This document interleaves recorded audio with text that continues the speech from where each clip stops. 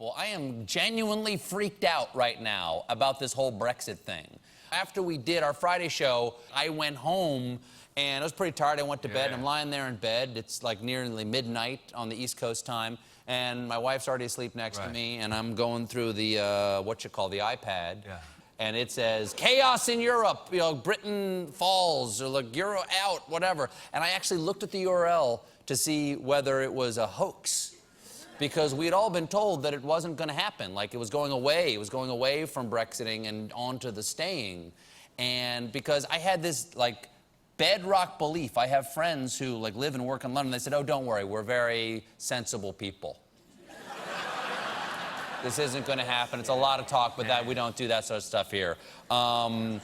They were wrong. And it really kind of crushes my view of, like, what can happen that is bad that we don't think is going to happen. Like, it's just not supposed to happen. Jeb's supposed to get the nomination.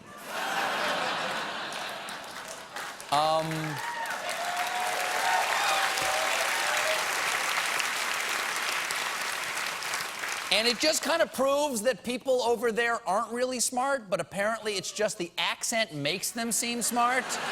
It's really just a lie. I mean, it just makes it sound smart. Everyone is jumping off a bridge, so shall I as well. You know, there's only one way to find out if I still have a peanut allergy.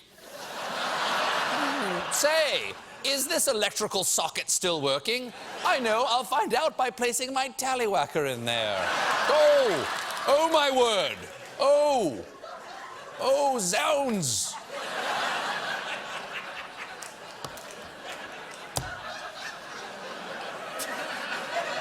You idiots. Well, you've had your little vote, and now the British economy is tanking. The pound has plunged to its lowest level since 1985. Right now, the most stable currency in the UK is the Cadbury cream egg. Okay? That's before the vote. This is after the vote. And it ain't just over there. Here in America, on Friday, the Dow Jones lost 611 Dow points, or whatever that is, and then almost 300 more of them today. It was so shocking, you could have knocked me over with what's left of your 401k. All in all, on Friday, global markets suffered losses of over $2 trillion, the worst single-day loss in history. And that is the second time I've had to say those words in the last 8 years. Which means, oh, I forgot, I get to punch my global economic meltdown card. There you go. And there you go. I got two. I got 1, 2.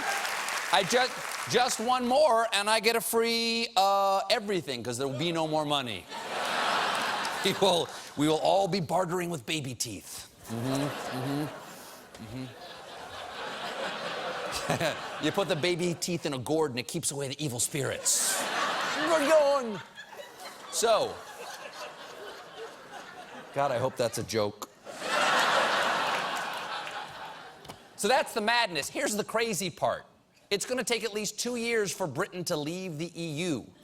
That's like saying to your wife, you know, things aren't working out. I never loved you. I want a divorce, but I'm going to sleep on the couch for the next 2 years. You're cool if Sheila crashes there too, right? You'd like her. And it's all the fault of British Prime Minister David Cameron. He knew the Brexit would be a disaster, but he promised a vote just to get elected. And when the disaster he predicted came about, he addressed a panicked British public. I will do everything I can as Prime Minister to steady the ship over the coming weeks and months. But I do not think it would be right for me to try to be the captain that steers our country to its next destination. Bold leadership. It reminds me of this courageous moment from the Titanic. This is your captain speaking. I've steered the ship into an iceberg. I believe it would be best if someone else took over and steered it to the bottom of the Atlantic. Of course.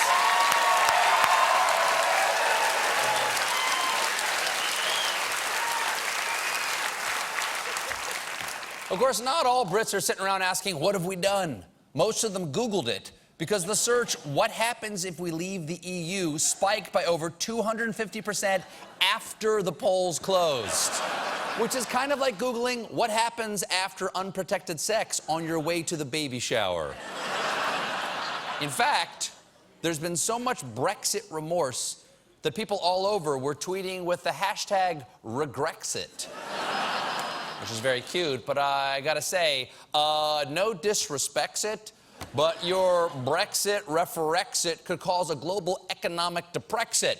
What the fexit regrexit, you can suck my dexit.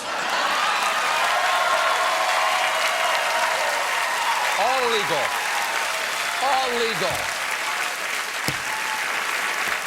Of course, many Brits are taking this with their trademark stiff upper lip.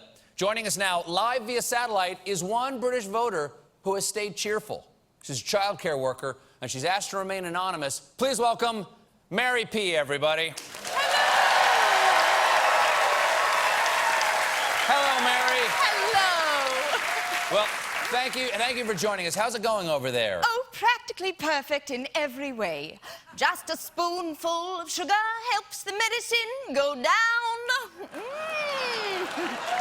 Ooh, mummy's sugar burns.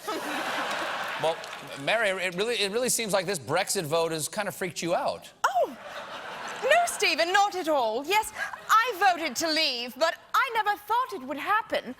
I just wanted Polish immigrants to stop stealing all the nanny jobs. So you're not seeing any panic over there at all? Oh, no, not a whit. Speak for yourself, love. We're all gonna die. He's right. Game over, man. I'm out of here. Wait, Mary! Mary! So long, suckers! I've got an Austrian passport. The hills are alive with the sound of... Mary P., everybody. We'll be right back.